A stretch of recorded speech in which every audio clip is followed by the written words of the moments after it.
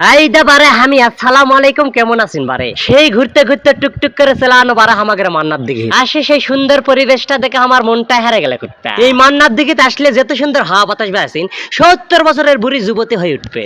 সবচেয়ে দুঃখের কথা কি জানেন, এই দিঘিটা এক সময় খুবই বড় আসল। 5 বছর পর তো আমি হঠাৎ করে যাই দেখছি মাঝখানে কাম্বা আল দিছে। এই আল দেওয়াটা দেখে আমার খুবই কষ্ট লাগলো। আমি আবার বেসিন যেটা থাকবো সেটাই চেংরা পেংরারা খুবই পিনিক পাই। মনের কষ্ট বুকত চাপে রাখার মতো মানুষ কিন্তু আমি লয়। আমি আবার ঘুরতে ঘুরতে একটা নৌকা দেখনো, কেডার বাহিনীরা এটা নিয়ে ঝুঁকে খাচ্ছে।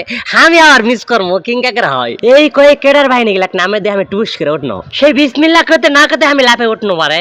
উঠে সে এমন সুন্দর করে চলাচ্ছি ব্যাসিন 100% শিওর আমি আমার সাথে যাই সরবে। আর সাঁতার যদি না জানে ব্যাসিন নিশ্চয় ডুবে মরবে।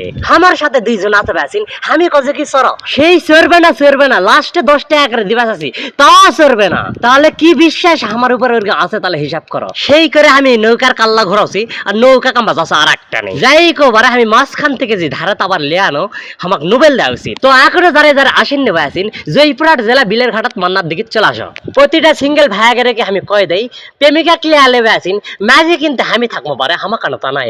এই কয়ে আজকের মনে আমি বিদায় লাজি। তোমরা যদি আশা না পারেন আসেন উপরটা হাঁকের থাকো।